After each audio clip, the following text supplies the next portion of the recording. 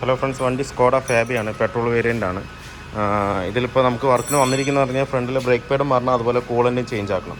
അപ്പോൾ ബ്രേക്ക് പാഡിന് നമ്മളിപ്പോൾ ചേഞ്ച് ചെയ്തുകൊണ്ടിരിക്കുന്നുണ്ട്. ഇതിപ്പോൾ പറയാൻ കാരണം എന്താണെന്ന് വെച്ച് കഴിഞ്ഞാൽ ഈ ബ്രേക്ക് പാഡ് ചേഞ്ച് ചെയ്യുമ്പോൾ എപ്പോഴും നമ്മൾ ശ്രദ്ധിക്കേണ്ട ഒരു കാര്യം എന്ന് പറഞ്ഞു കഴിഞ്ഞാൽ ഇതിൻ്റെ 2 കാലിപ്പർ പിന്നാണ്.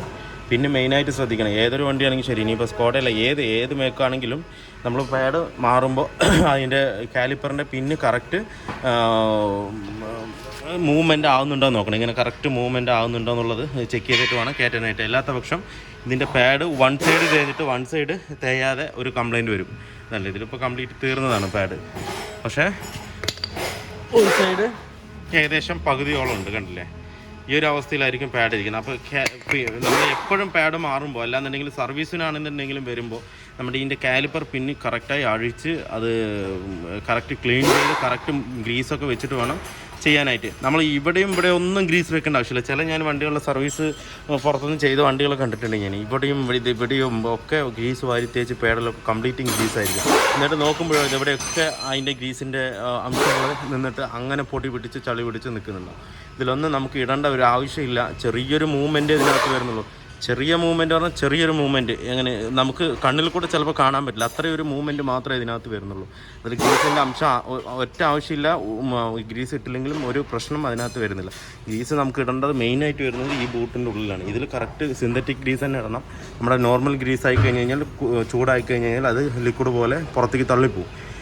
ഹൈ ടെമ്പറേച്ചർ ഗ്രീസ് തന്നെ ഇതിനകത്ത് കയറ്റണം, അല്ലെങ്കിൽ സിന്തറ്റിക് ഗ്രീസ് തന്നെ ഇതിനകത്ത് കയറ്റണം. എന്നാലേ ആ ഒരു ക്വാളിറ്റിയിൽ അത് അവിടെ തന്നെ നിൽക്കുള്ളൂ.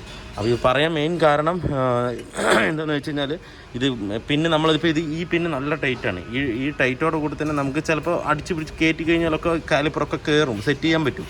പക്ഷേ എങ്കിൽ അങ്ങനെ സെറ്റ് ചെയ്ത് കഴിഞ്ഞ് കഴിഞ്ഞാൽ ഏകദേശം ഒരു 10,000 കിലോമീറ്റർ ഓടുമ്പോഴത്തേക്കും പാഡ് ഇതുപോലുള്ള ഒരു അവസ്ഥയാവും. വൺ സൈഡ് അങ്ങനെ തന്നെ ഉണ്ടാവും, വൺ സൈഡ് തേയുകയും ചെയ്യും. നമുക്ക് പാഡ് മേടിക്കാൻ കിട്ടുമ്പോൾ ഈ ഒരെണ്ണമായിട്ട് നമുക്ക് കിട്ടില്ല, നമുക്ക് സെറ്റോട് കൂടിയിട്ടേ വരുള്ളൂ. എന്താണ് ഇതിപ്പോൾ പുതിയ പാഡാണ്, TVSൻ്റെ പാഡാണ് ഇപ്പോൾ ഇത് എടുത്തിരിക്കുന്നത്.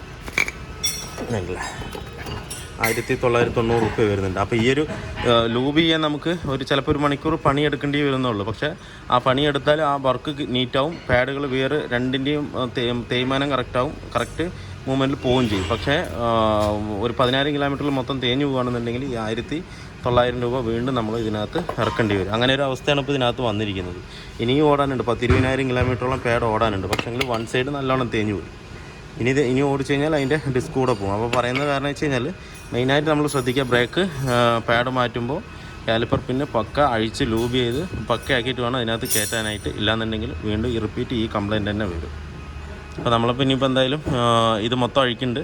കാലിപ്പർ കംപ്ലീറ്റ് അഴിച്ചിട്ട് ഇവിടെ ഹീറ്റ് ചെയ്തിട്ട് വേണം ഇത് എടുക്കാനായിട്ട്. ഇല്ലാതെ തട്ടി എടുത്തു കഴിഞ്ഞാൽ ചിലപ്പോൾ ഇവിടെ ഡാമേജ് ആവും.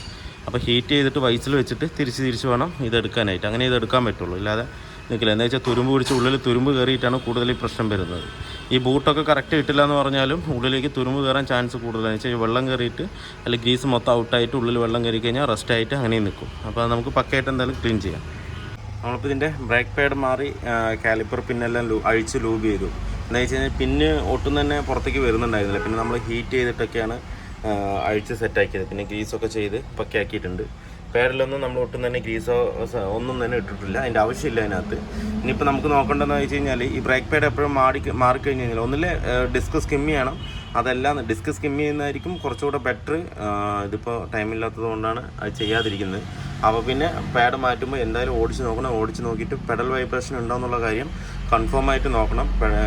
ചില വണ്ടികളിൽ നമ്മൾ പാഡ് മാറിക്കഴിഞ്ഞ് കഴിഞ്ഞാൽ പെഡൽ വൈബ്രേഷൻ വരാൻ സാധ്യത കൂടുതലാണ്. എന്താണെന്ന് വെച്ച് കഴിഞ്ഞാൽ നേരത്തുള്ള പാഡ് ആ ഡിസ്കുമായിട്ട് കറക്റ്റ് മാച്ചായിരിക്കും. പക്ഷെ നമ്മൾ പുതിയതായിട്ട് കയറ്റുന്ന പാഡ് ചിലപ്പോൾ അതിനും ഇതിനും എന്താ പറയുക, ചെറിയൊരു വ്യത്യാസം വരുമ്പോൾ നമ്മൾ ബ്രേക്ക് ചവിട്ടുമ്പോൾ പെഡൽ വൈബ്രേഷൻ വന്നുകൊണ്ടിരിക്കും. ആ വൈബ്രേഷൻ വരികയാണെന്നുണ്ടെങ്കിൽ നമുക്ക് ഡിസ്ക് അഴിച്ചിട്ട് എന്തായാലും പോളിഷ് തന്നെ ചെയ്താൽ മാത്രം അത് ക്ലിയർ ആവുള്ളൂ. ഇപ്പോൾ ഞാനിപ്പോൾ വണ്ടി ഓടിച്ച് നോക്കി കുഴപ്പമൊന്നുമില്ല, പോളിഷ് ചെയ്യേണ്ട ആവശ്യമൊന്നുമില്ല. പിന്നെ അതുപോലെ വലിയ കട്ടിംഗ് ഒന്നുമില്ല. ഈ കാണുന്നത് തുരുമ്പാണ് കേട്ടോ, കട്ടിങ്ങൊന്നുമല്ല. പിന്നെ ചെറിയൊരു സ്കോറിങ് മാത്രമേ അതിനകത്തുള്ളൂ. അതുകൊണ്ട് വലിയ ബുദ്ധിമുട്ടൊന്നുമില്ല, ഓടിക്കോളും. പെഡൽ വൈബ്രേഷൻ ഒന്നുമില്ല, പക്കയായിട്ട് തന്നെ ഇരിക്കുന്നുണ്ട്. ബ്രേക്കും അതുപോലെ പക്കയായിട്ട് കിട്ടുന്നുണ്ട്.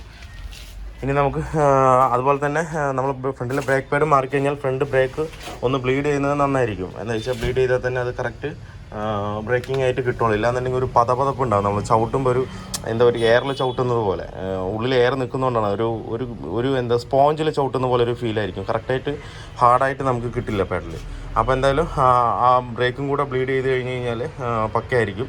പറ്റുമെങ്കിൽ ഇതിലെ ഓയിൽ കംപ്ലീറ്റ് സക്ക് ചെയ്തെടുത്തതിന് ശേഷം പുതിയ ഓയിൽ ഒഴിച്ചിട്ട് ബ്ലീഡ് ചെയ്താൽ ഒന്നുകൂടെ എല്ലാ ഭാഗത്തെയും ബ്രേക്ക് ഓയിൽ കംപ്ലീറ്റും പക്കയായിരിക്കും. ഇനി നമുക്ക് ചെയ്യാനുള്ളതെന്ന് വെച്ച് കഴിഞ്ഞാൽ ഇതിൻ്റെ കൂളൻ്റ് മാറ്റണം. കൂളൻ്റ് മൊത്തം നമ്മൾ ചോർത്തി വിട്ടിട്ടുണ്ട്. ഇനി ഒഴിക്കണം ഇതിനകത്ത്. ഇതിന് റെഡ് കൂളൻ്റാണ് വരുന്നത്. റെഡ് തന്നെ ഒഴിക്കുക. അങ്ങനെയാണെന്നുണ്ടെങ്കിൽ ജെന്യൂനായിട്ട് നിൽക്കും. ഇതിപ്പോൾ ഫുള്ള് ഡ്രൈ ആക്കി ഇട്ടിരിക്കുന്നത് അതിൽ ഫുള്ള് ഒഴിച്ച്. നേരത്തെ ഇതിൽ ഗ്രീൻ ആയതുകൊണ്ട് ഇത് മൊത്തം ഫ്ലഷ് ചെയ്ത് കളയണം. ഫ്ലഷ് ചെയ്ത് നമ്മൾ റെഡ് ഒഴിച്ച് കഴിഞ്ഞാൽ ഒരിക്കലും രണ്ടും തമ്മിൽ മാച്ച് ആവില്ല. അതുകൊണ്ട് മൊത്തം ഫ്ലഷ് ചെയ്ത് സ്റ്റാർട്ടിങ്ങിലിട്ട് ഫ്ലഷ് ചെയ്തതിന് ശേഷം നമുക്ക് ഇതിനകത്ത് വേറെ റെഡ് കൂളൻ്റ് ഇതിനകത്ത് നമുക്ക് ഒഴിക്കാൻ പറ്റുള്ളൂ. ഇനിയിപ്പോൾ ആ ഒരു വർക്ക് മാത്രമേ പെൻഡിങ് ഉള്ളൂ. അത് പിന്നെ ഇപ്പോൾ ഞാൻ കാണിച്ചു തരേണ്ട ആവശ്യമില്ലല്ലോ. ഒന്നുകൂടെ ഫ്ലഷ് ചെയ്തുകൊണ്ട് റെഡ് കൂളൻ്റ് ആക്കേണ്ട ആവശ്യമുള്ളൂ. അപ്പോൾ വീഡിയോ എല്ലാവർക്കും ഇഷ്ടമായാലും ലൈക്ക് ചെയ്യുക, ഷെയർ ചെയ്യുക, അതുപോലെ തന്നെ സബ്സ്ക്രൈബ് ചെയ്യാതെയാണ് വീഡിയോ കാണുന്നതെങ്കിൽ ഒന്ന് സബ്സ്ക്രൈബ് ചെയ്ത് സപ്പോർട്ട് ചെയ്യുക. മറ്റൊരു വീഡിയോയിലേക്ക് കാണുന്നവരെ എല്ലാവർക്കും ബൈ.